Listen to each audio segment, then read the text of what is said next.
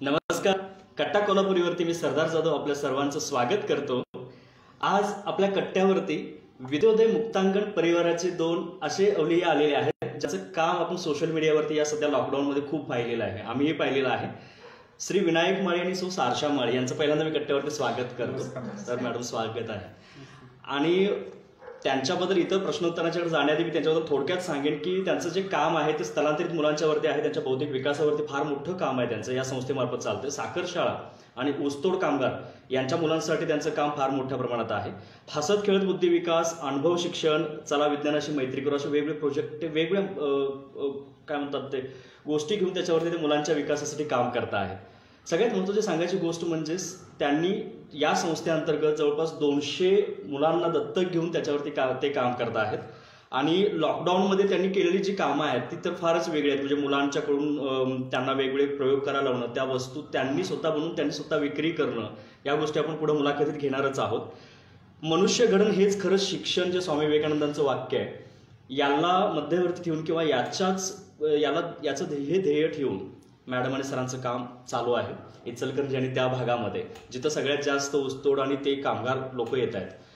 Sir, मी आपलं हे जे काम आहे याच्यावरती जाण्याआधी यावरती मला ऐकायला आवडेल की जी जडणघडण आहे तुमची किंवा या सामाजिक कार्यापर्यंत येण्याचा जो वाटचाल आहे त्याबद्दल दोघांचे. सर, माझ्यापासून सुरुवात करूया. मी तसं मूळचा अब्दुल्लाट हे माझं गाव. हो.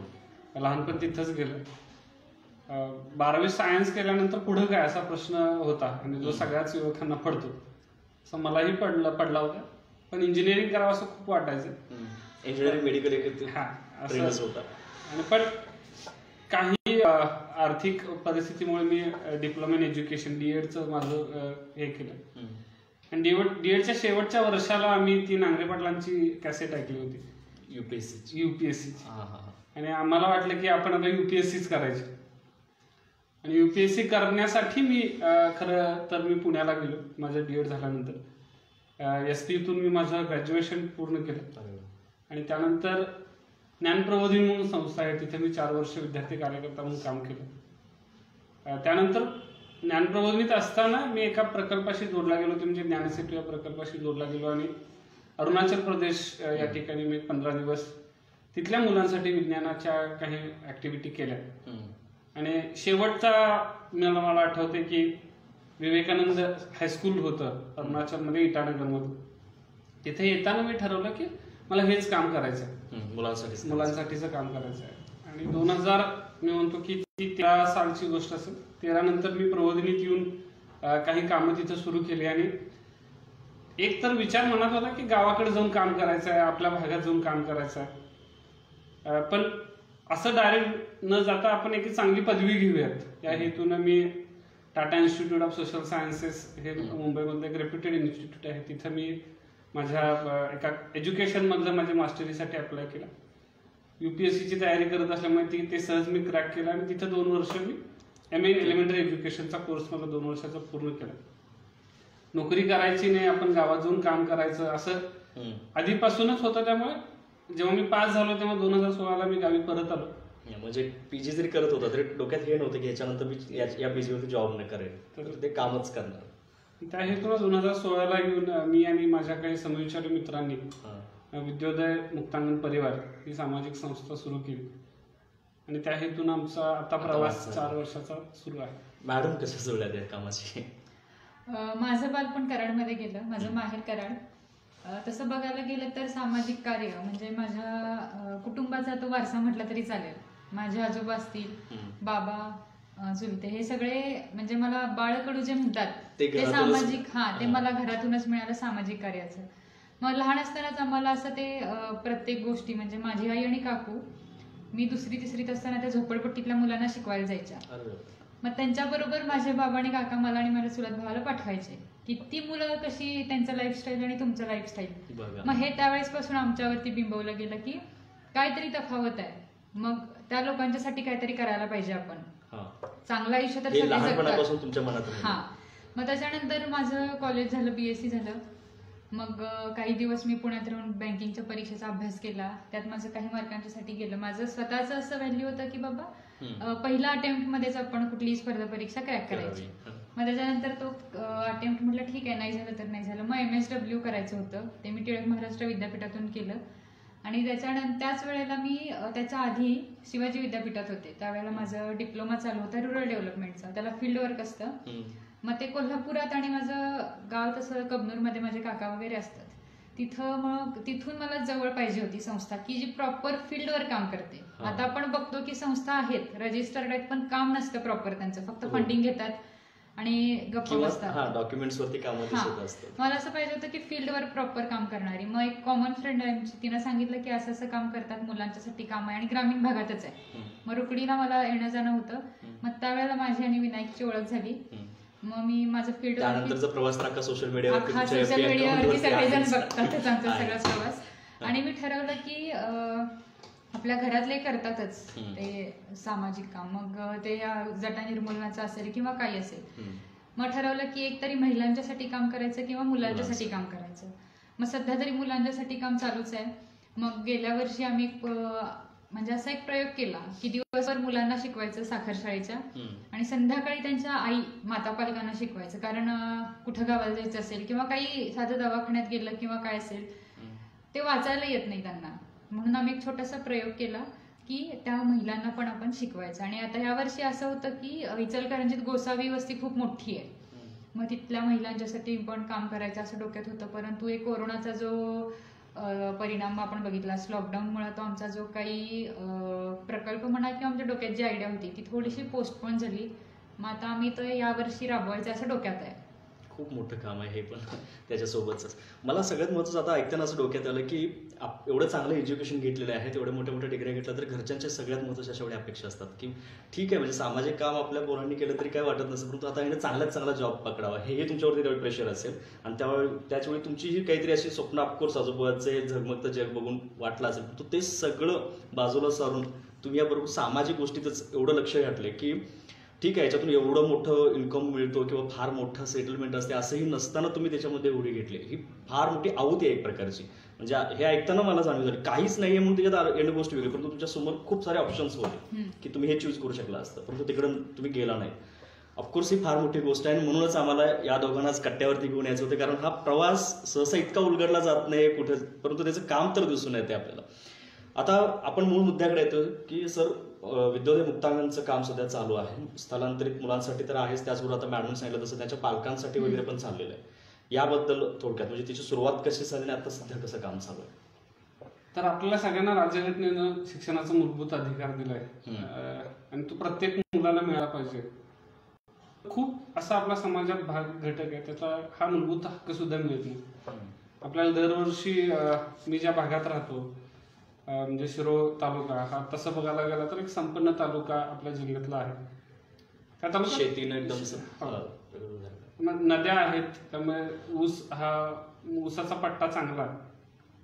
दरवर्षी मी लहानपणापासून हे पाहत आलो की दरवर्षी खूप म्हणजे शेकडो म्हणून हजारो लाखो ऊसतोड कामगार आपल्याकडे स्थलांतरित झालेले असतात. एक 3-4 म्हणजे दिवाळीनंतरचा पिरियड ते मार्च पर्यंत ते असतात, मार्च एप्रिल पर्यंत जोपर्यंत सीझन आहे तोपर्यंत ते असतात. त्यांच्यावर त्यांची लहान मुलं पण येत असतात. आणि आधी याच्या पूर्वीच्या काळात जर अशा शासनाच्या काही साखर शाळा चालायच्या जेव्हा आम्ही शाळेत होतो तेव्हा 2008-9 नंतर RTI कायदा आला आणि या शाळा बंद झाल्या आणि शासनाचे आदेश आले की या मुलांना जिल्हा परिषद शाळांमध्ये दाखल करा. पण एक तर ह्या मुलांवर मुख्यतःची जबाबदारी असते ती म्हणजे ही मुलं शाळेसाठी आणलेली नसतात. त्यांना त्यांची छोटी बाळं सांभाळण्यासाठी, त्यांची जनावरं सांभाळण्यासाठी ह्या गोष्टींसाठी मुलांना इथं आणलं जातं. आणि साखर शाळांची संकल्पना कशी होती की 2009 पूर्वी त्या पालांवर किंवा कारखान्यावर, आज सुद्धा कारखान्यावर काही प्रमाणात शाळा सुरू आहे, पण तो पालांवरची जी केंद्र आधी चालायची ती आता बंद झाली. मग ही कुठेतरी जाणीव मनात होती की आपण याच्यासाठी काम करूयात. याच्यासाठी खूप साऱ्या लोकांची कामं आम्ही पाहिली होती. म्हणजे आमचे मार्गदर्शक मी म्हणतो गद्रे काका, म्हणजे माझ्या घडणीमध्ये खूप साऱ्या लोकांचा वाटा आहे. म्हणजे मी म्हणतो की मला चांगली माणसं भेटत गेली त्यामुळे मी हे काम करू शकतो. मग गद्रे काकांचं काम आम्ही जवळून पाहत होतो. आमच्या शिक्षणासाठी काकांनी आम्हाला आम्ही तिन्ही भावंड आहोत, आमच्या 3 भावांनाही काकांनी खूप चांगल्या पद्धतीने सपोर्ट केला. त्या हेतून आम्ही पुढे जात होतो. आणि 16 नंतर जेव्हा मी इथं आलो तेव्हा नंतर ह्या प्रश्नावर मला काम करावं असं मनात आलं. आपण जे काही शिकलेलो आहोत, समाजामध्ये काही प्रश्न आहेत, ते प्रश्न जर माझ्या शिक्षणाच्या माध्यमातून जर सुटले तर ते एक वेगळ्या पद्धतीचं समाधान मला मिळेल. त्या हेतून मी ह्या सगळ्या कामाकडे बघतो. 16ला म्हणजे काम सुरू कसं झालं तर 16ला मनात विचार आला. आम्ही सोशल मीडियाचा खूप चांगल्या पद्धतीने वापर करून घेतला. असं असं आम्हाला करायचं आहे. गावातल्या युवकांना सांगितलं की युवकांच्या मार्फत आपण हे केंद्र चालूयात. एक छोटी मीटिंग घेतली 14 नोव्हेंबर बालदिनाच्या निमित्तानं. एक छानशी पोस्ट व्हॉट्सअपवर तयार केली की साखर शाळेसाठी काय काय आवश्यक लागतं, आणि एक छानशी यादी आम्ही व्हॉट्सअपच्या माध्यमातून पाठवली. 24 तासाच्या आत मी म्हणतो जवळजवळ 50,000 रुपयाचं साहित्य. मी आता तेच विचारणार होतं की एखादं सामाजिक काम डोक्यात आलं परंतु ते इम्प्लिमेंट करायला इतक्या सगळ्यात महत्त्वाची अडचण असतं त्या आर्थिक. म्हणजे पहिल्या वर्षी एका दिवसात एक कम्प्युटर पर्यंत सगळं साहित्य जमा झालं होतं 24 तासात. जसं यांनी सांगितलं की सोशल मीडियाचा तसा वापर तुमच्या आधीच्या कामामुळे असणाऱ्या ओळखी किंवा मुलांना तिथल्या युवकांना असणारी जाणीव म्हणता येईल आपल्याला, तेही की काहीतरी करतोय मग त्याला आपण सपोर्ट पाठिंबा द्यायला पाहिजे. हेही कदाचित गावातल्या युवकांना मी केलं की आपण कुठलंही काम करताना एकटा कोण करू शकत नाही. म्हटलं त्याच्यासाठी सामाजिक कामाला तर आता दरवर्षी आम्ही शाळेत असू दे किंवा आम्ही बाहेर असतो फंडिंगसाठी, तर ते मुलं येतात, आपल्या मित्रांना सांगतात आता साखर शाळा चालू झाले तर वाढदिवस असेल काय असेल त्यांचं, ते येऊन वाढदिवसाचं सेलिब्रेशन मुलांच्या बरोबर असेल, मुलांना खाऊ वाटप करून जातात. एवढं सामाजिक भान त्यांच्यामध्ये आहे. म्हणजे हे आमचं ते सक्सेस म्हणावं लागेल की तिथल्या युवकांना त्या गावातल्या की तेवढी जाणीव आहे आणि बिनधास्तपणे सांगतात की असा असा कार्यक्रम आहे. गेल्या वर्षी तर जवळजवळ लाटेत वीर सेवा दल आहे, त्यांनी आमच्या साखर शाळांना दोन्ही अगदी एक 10,000चं साहित्य त्यांनी दिलं होतं. म्हणजे ही खरंच खूप मोठी गोष्ट आहे की कमी वेळात त्यांना हे करणं. हा सर, आता पुढे तर असं सुरुवात झाली. म्हणतो 2016ला आम्ही एक सेंटर सुरू केलं आणि खूप चांगला प्रतिसाद आम्हाला मिळाला. एकतर अब्दुल्लाट परिसरातले युवक याच्यासाठी तयार झाले होते की आपण हे काम करूया, छान काम, ही मुलं सुद्धा आपलीच आहेत. त्या हेतून पहिलं सेंटर आमचं सुरू झालं आणि प्रश्न आम्हाला असा होता की खरंच ही मुलं शिकतील का, आणि आमच्या ह्या सगळ्या कामाचा जो हेतू होता की ह्या मुलांना शिक्षणाची गोडी लावणं. कारण का ती 5-6 महिन्यासाठी आपल्याकडे येतात आणि ती तिकडे शाळेत जाऊन टिकली पाहिजे. हा जो गॅप आहे हा गॅप आपण भरून काढायचा. आणि परिस्थिती वेगळीच होती. म्हणजे ह्यांना येतेचं तर काही येतच नव्हतं, लिहायला वाचायला काही येत नव्हतं, अंकगणित बेरीज वजाबाकी काहीच येत नव्हतं. मग आम्ही त्या पद्धतीने त्यांचा पाया पक्का करून घेणं, त्यांना लिहायला वाचायला शिकवणं, बेरीज वजाबाकी शिकवणं. एक फक्त स्टोरी तुम्हाला सांगतो. 2016ला असाच एक मुलगा आमच्याकडे आला, दुसरीला होता.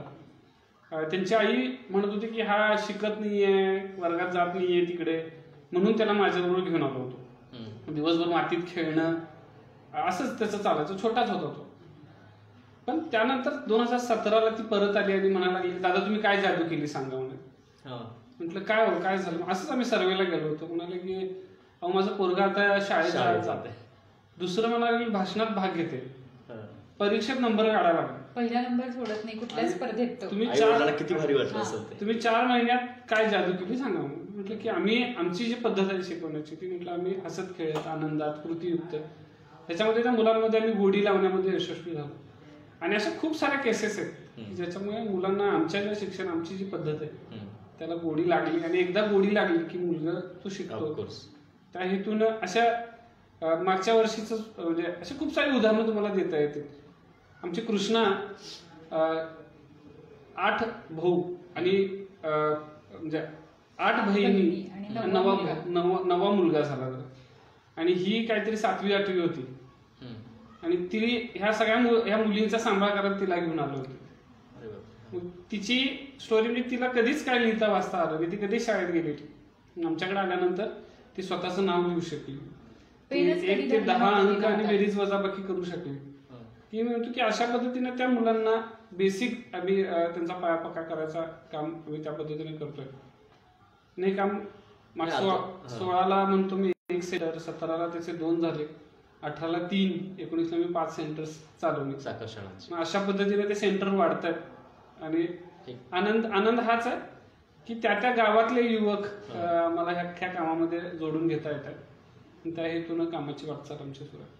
कामामध्ये आता जसं तुम्ही म्हटलात की शिक्षणाची आवड त्यांना निर्माण करताय पहिल्यांदा, आणि ती मुलं एवढी गोडी निर्माण होते की गेल्यानंतर घरी परत ते शिक्षणामध्ये गुंतून राहतात. मगाशी तुम्ही बोलता बोलता एक मुद्दा सांगितलं की त्यांच्यात विज्ञानाची गोडी पण तुम्ही तशी निर्माण करताय, म्हणजे सायन्सबद्दल जास्त अवेअर करताय त्यांना, कारण ती सध्याची गरज आहे. म्हणजे कितीही माणसाला वेगवेगळ्या कलांची इतर गोष्टींची जरी त्याला छंद असला तरी हा एक अविभाज्य भाग आहे. तर बरोबर तुम्ही सायन्समध्येच जास्त का हे करताय? कारण कसं आहे, प्रत्येक गोष्टीत त्या गोष्टीच्या मागे काहीतरी विज्ञान आहे हे मुलांना माहीत व्हायला पाहिजे, नाहीतर त्याचा गैरफायदा घेणारे बरेच लोक असतात. त्याच्या पाठीमागे काहीतरी शास्त्र असेल, म्हणजे काहीतरी असेल असं सांगितलं जातं. मग विज्ञान आहे हे त्याला कळायला पाहिजे, आणि ते त्याच्या पाठ्यपुस्तकात कारण आहे, हे सायंटिफिक कारण आहे, सायंटिफिक रिझन आहे की हे का गोल फिरते, किंवा एखादं कागद वरून टाकल्यावर खालीच का पडतो, वर का जात नाही, ह्या ज्या गोष्टी आहेत हे त्याच्या पाठ्यपुस्तकात आहे. फक्त त्याच्याशी संलग्न आम्ही त्यांना काय करतो, काही ऍक्टिव्हिटीज घेतो, काही खेळणी बनवून घेतो, त्यांच्याकडून आम्ही काही करून दाखवतो. त्यावेळेला त्यांना ते क्लिअर होत जातं की हा बाबा हे खरंच पाठीमागं काहीतरी कारण आहे, हे असंच होत नाहीये. म्हणजे त्यांनी कुठल्या चुकीच्या गोष्टीचं शिकार होऊ नये, विज्ञान वगैरे मुलांसाठी जड जाणारी गोष्ट आहे. म्हणून तुम्ही हसत खेळत की त्यांना त्यात इंटरेस्ट निर्माण व्हावा, की हा बाबा प्रयोग करताना वगैरे मुलांना भारी वाटतं. नुसतं प्रश्न उत्तर काढणं पुस्तकातली यात काय एवढी मजा नसते, पण प्रयोग करताना मुलांना भारी वाटतं, आणि मुलं काय करतात, घरी जाऊन ते करून दाखवतात आई बाबांना. मग लहान भावंड असेल तर त्याला अजून करून दाखवताना अजून मजा येते. मला अजून ते उत्साहानं करता येते की ह्याच्यात हे वेगळं. आणि लॉकडाऊन मध्ये तर आम्ही ऍक्टिव्हिटी घेतल्या मुलांच्या, मग अगदी कुकिंग पासून अगदी. मला त्या एका ऍक्टिव्हिटी बद्दल विचारायचं आहे की जिथं मुलांनीच काही काही बनवलं आणि मुलांनीच विकलं, ज्याचं जवळपास त्या मुलांनी 40,000 वस्तू बनवल्या लॉकडाऊन मध्ये. म्हणजे तोही त्यांनी आवडीने केलेली गोष्ट होती, म्हणजे तुम्ही हे करा आणि ते असं मांडा, तर त्याच्यात ते कसं होतं त्याबद्दल? मुलांना आम्ही कसं जीवन कौशल्यावरती पण आम्ही भर देतो. तर विक्री कौशल्य जे आहे, कौशल्याचा एक भाग, ते विकसित व्हावं. म्हणजे एखादा बिझनेस तो मोठा झाला मुलगा किंवा मुलगी, आणि एखादा बिझनेस जर का त्यानं चालू केला तर तो कसा करायचा, एखाद्या माणसाला आपली वस्तू घ्यायला कसं त्याला आपण भाग पाडायचं, किंवा कसं आपली वस्तू विकली गेली पाहिजे, मार्केटिंग कसं करायचं, हे आतापासूनच त्याला माहित व्हावं. म्हणून ते आम्ही विक्री कौशल्याचा उपक्रम केला होता. आणि हे होतच आपलं दिवाळीचं औचित्य होतं. मग ठीक आहे म्हटलं, चला आपण पणत्या आणून दिल्या आणि रंगवायला सांगितलं. त्यात पण त्यांनी शिकले बरं का, रंग कसा कुठला द्यायचा, कुठला नाही द्यायचा, कुठला. त्यांनी घरी जाऊन पणत्या घेऊन गेले, तेल घालून पेटवून बघितलं, हे रंग जातोय हा रंग, मग वेगळा रंग आणला पाहिजे, हे त्यांनी आम्हाला सांगितलं. आम्ही हे त्यांना सांगितलं नव्हतं, तुम्ही काय करा, काही सांगितलं नव्हतं. घेऊन गेले, मस्त त्यांनी तो प्रयोग करून स्वातंत्र्य दिले की प्रयोग कसे करतात. मग त्यांनी सांगितलं की दादा ताई हा रंग नको, ते पण त्यांनी आणि त्यात सगळे कलर आकाशकंदील ही बनवले, मस्त आकाशकंदील बनवले, आणि ते अगदी स्टॉल वगैरे उभे केले, आपल्या शाळेतल्या शिक्षकांना बोलवून त्यांचं ते विकायचं मस्त. म्हणजे बार्गेनिंग कसं करतात, त्यांनी स्वतः बाजारात जातात, मग त्यांनी बार्गेनिंग करतात. मग आपल्याकडे आल्यावर कुठल्या एका लेवलला कुठली एक व्हॅल्यू आपण फिक्स करायची. खूप साऱ्या गोष्टी. एक तर लॉकडाऊनच्या काळामध्ये मी म्हणेन सगळ्या जगाच्या अर्थव्यवस्था थांबली होती. आम्ही दरवर्षी ऍक्टिव्हिटी करतो, पण खूप छोट्या प्रमाणात करतो आम्ही, फक्त त्या घरापुरतं मर्यादित आम्ही करतो, त्या मुलाच्या घरापुरती दिलं जातं. पण यावर्षी विचारला की चला करून बघूया, मोठ्या प्रमाणात करूया. मुलं शाळेत नाही आहेत, आमच्या बरोबर आहेत. आमच्या सेंटरवर आम्ही थोडं लॉकडाऊनचे सगळे नियम पाळून आम्ही त्यांना बोलवत होतो. 30-20च्या गटामध्ये मुलं यायची आमच्याकडे, आणि ह्या मुलांना दिवाळीतला ड्रेस त्यांनी स्वतः घ्यावा अशी आमची प्रत्येकाला टार्गेट आम्ही दिलं होतं.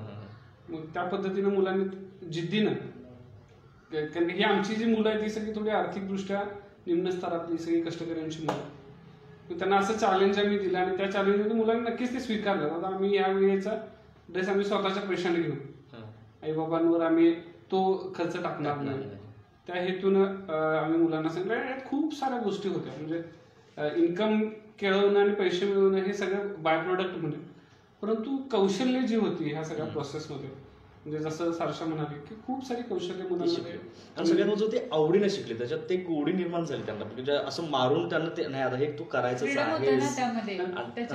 त्यामुळे त्यांना वेगळे प्रयोग मुलांना मुळात प्रयोग करण्याला खूप आवडतं. रंगात खेळायला त्यांना आवडत होतं, रंगवायला फ्रीडम. एक चॅलेंज असं दिलं होतं की एक सुद्धा पंथी परत रिपीट व्हायला नको, त्याची डिझाईन रिपीट नाही झालं आमच्यात, कलर कॉम्बिनेशन सुद्धा रिपीट नाही झाले. 1000 प्रकारच्या डिझाईन्स मुलांनी रंगवल्या, प्रत्येक वेगळं प्रकार. प्रत्येक पंथीचं जे काय एक पंथीचं 4 पंथ्यांचा एक सेट असायचा.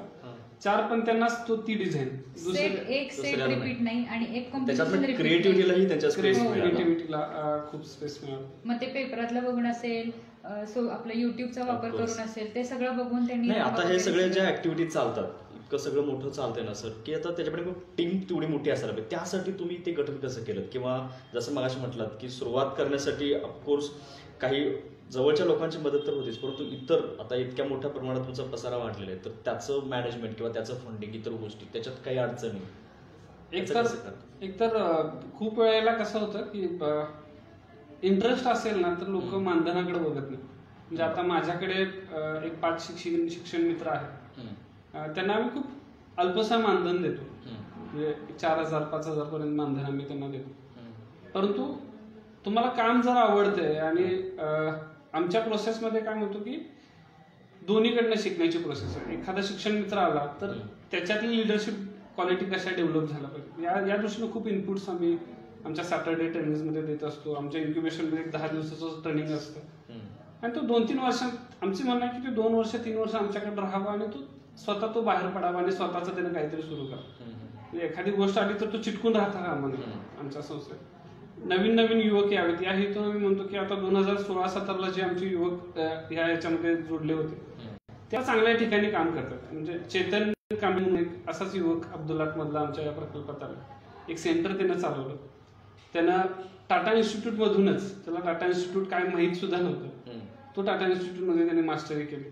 अजिम प्रेमचे फाउंडेशन म्हणून एक चांगली संस्था आहे, तिथं तो जाऊन एक 30-40 हजार रुपयाची नोकरी तो आता करतोय. आता म्हणजे की अशा पद्धतीने युवा आवड म्हणून सामाजिक बांधिलकी जोपासण्यासाठी तिथं येतात, तेवढा स्पेस वेळ देतात आणि त्यानंतर आपल्या करिअरला तुम्ही तेवढं स्वातंत्र्य देतात. आम्ही त्या हेतून म्हणतो की तुम्ही 2-3 वर्ष आमच्याबरोबर काम करा, शिका, इथून परत तुमचं जग तुमची वाट बघतंय, तुमच्या कौशल्यांचं, तुमच्या टॅलेंटचं.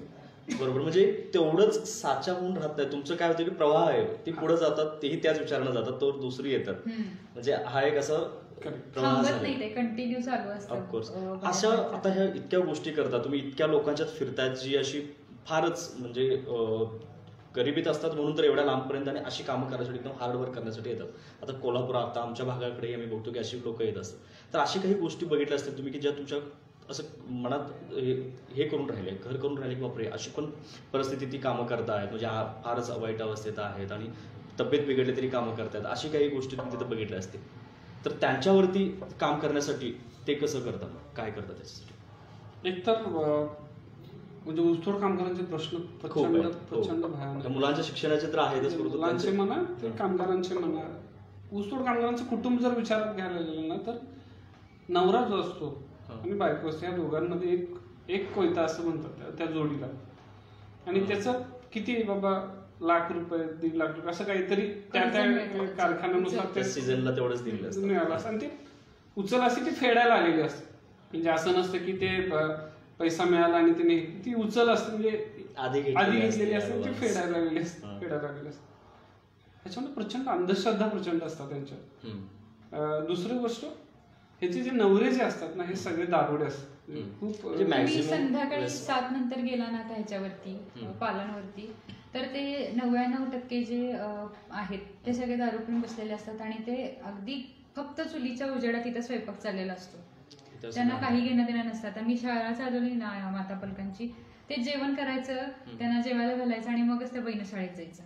नाही, खरं तुम्ही जे आता हे करताय या उपक्रमामुळे येणारी त्यांची पिढी तरी अशी म्हणजे ती व्यसनी किंवा इतर अशी जाणीव नसणारी अशी तर होणार नाही, ती सेन्सिटिव्ह बनणार. जसं आता तुम्ही काही मुलांची उदाहरणं दिली की ती गेल्यानंतर पुढे जायला लागली, तर म्हणजे तो एक सेन्स तसा निर्माण होतो. एक सांगायचं की बाबा दादांनी आम्हाला हात धुवून जेवायला सांगितलंय, हा मेसेज घरात जातो.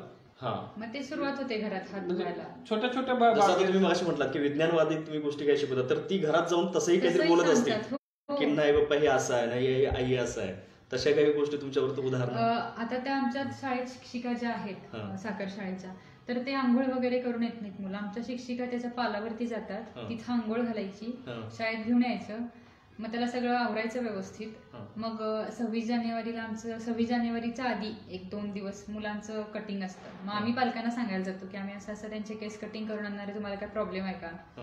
नाही म्हणतात, करून आणा.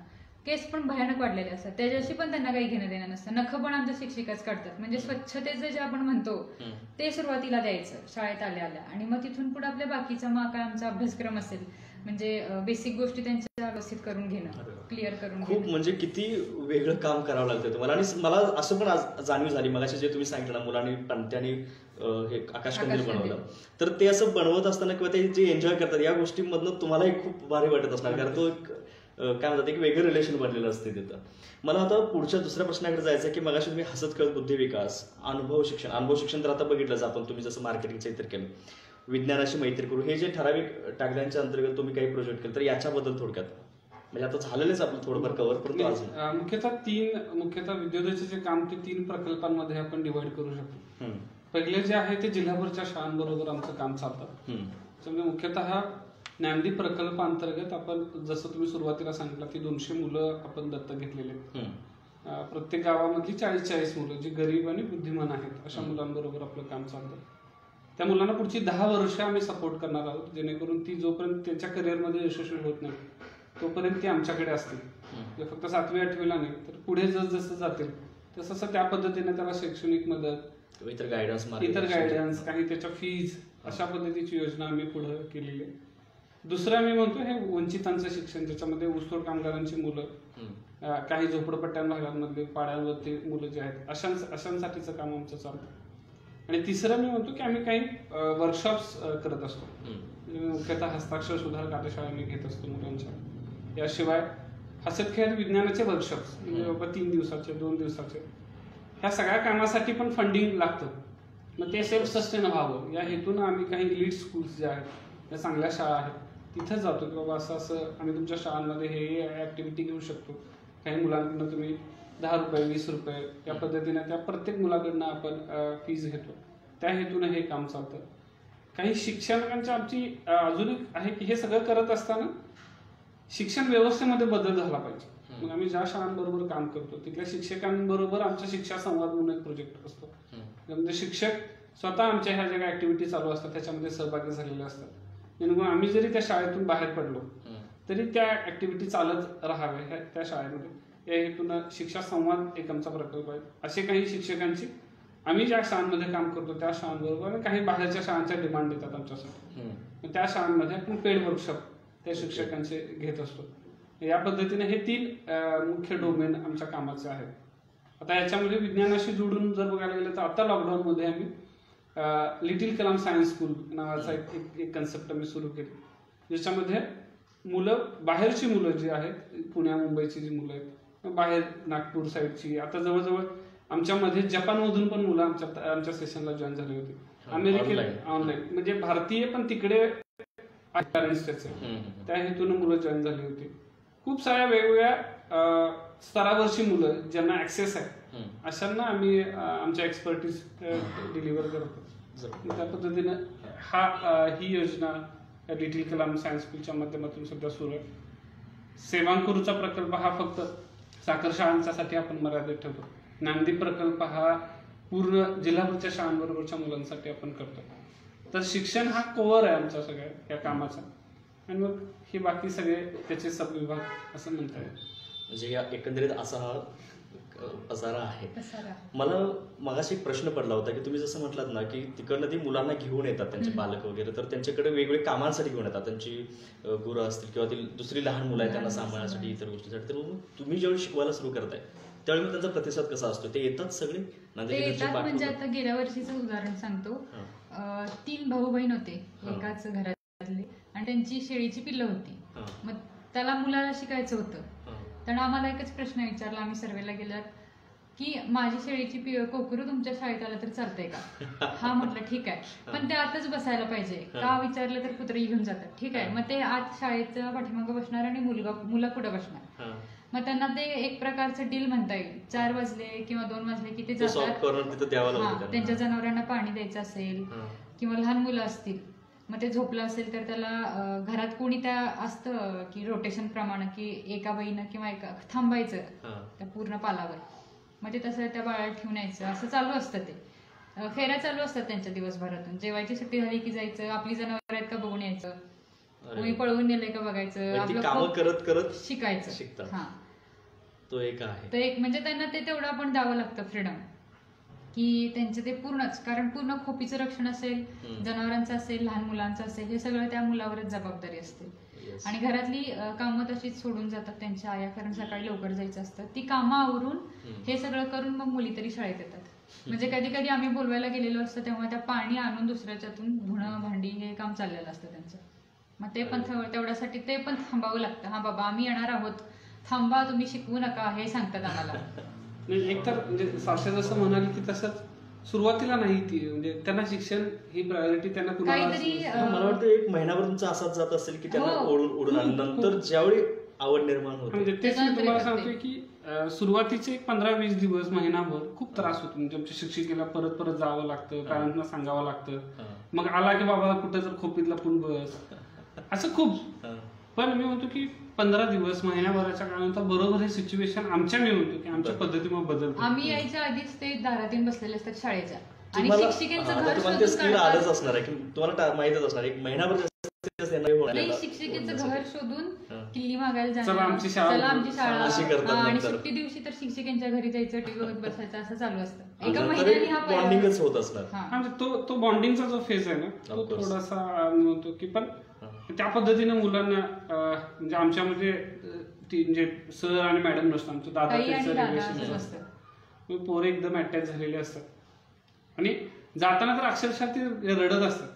तिथं गेल्यावर आता जी गेल्या वर्षी 8वी-9वीला होती ना, ती तिथं गेल्यावर फोन वर्षभर कॉन्टॅक्ट मध्ये आहेत. आता परवाच त्यांनी सांगितलं आमच्या ताईंना, शिक्षिकेला, की आम्ही अजून आलेलो नाही आणि आम्ही येणार आहोत, शाळा चालू केली का. हा आता कॉन्टॅक्ट हळूहळू व्हायला लागला की ही मुलं अशा पद्धतीने अटॅच असतात. मोबाईल नंबर लिहून घेतलेले आम्ही दिलेल्या वह्यांच्या पाठीमागं, आणि तेच म्हणजे वह्या अजून त्यांच्याकडे आहेत. हा अर्थ होतो त्याचा की त्यांनी फोन करतात आणि विचारतात. आपली एक चर्चा नाही अशी खूप भावनिक, म्हणजे ऑफकोर्स सगळ्या दर्शकांच्या डोळ्यासमोर सुद्धा ते चित्र उभं राहिलं असं. जाता जाता आपण सगळेच त्या गोष्टी पालं बघत असतो, जाताना त्या झोपड्या बघत असतो, जाताना ती मुलं बाजूला खेळतात, त्या तिथं शेतामध्ये फडक्यामध्ये बांधलेली लहान मुलं बघतो. परंतु त्याच्या पाठीमागे काय काय गोष्टी असतात या आज तुम्ही जे सांगत होता ना, ऑफकोर्स त्याच्यातनं एक डोळ्यासमोर चित्र उभं राहिलं. तीही कशी, म्हणजे त्यांनाही त्यातनं बाहेर यायचं, त्यांनाही शिक्षण घ्यायचं, परंतु त्याच्या पाठीमागे त्यांना ते बकरं सांभाळायचं असतं, त्यांचं लहान भाऊ सांभाळायचं असतं. तर ते एक करत करत हे करतात. किती मोठी गोष्ट आहे. मग अशी म्हणजे आता मी शेवटच्या प्रश्नावर वळतो की तुम्ही तरुणांच्या बद्दल सांगितलं की तरुण या अशा ह्याच्यामध्ये खूप चांगले येत आहेत, तर याच्यासाठी एक संदेशात्मक तुम्ही एक मुद्दा बोलला होता चर्चेच्या आधी, तर त्यात मला एवढं सांगायचं की प्रत्येक तरुणांनी हे जे सेक्टर आहे, म्हणजे प्रत्येकानं, म्हणजे मी म्हणतो की सोसायटीमध्ये प्रचंड प्रश्न आहेत. त्या प्रत्येक प्रश्नावर एखाद्यानं जरी काम करायला सुरुवात केली आपापल्या इंटरेस्टनुसार, आणि त्याचं स्किल्स जे आहेत त्या स्किल्स वापरून ते जर प्रश्न जर सोडवू शकत असेल, तर म्हणतो की त्या हेतून आपला देश, जे मी म्हणतो की महासत्ता होण्याच्या जे स्वप्न आपल्या, ते तर आहेच, परंतु हे बारीक सारीक जे प्रश्न आहेत ते आपल्या आजूबाजूला आहेत ना, ते असं सॉल्व्ह होऊन जातात. प्रत्येकाने एक प्रश्न हाताळायचा प्रयत्न जरी केला, थोडा वेळ दिला.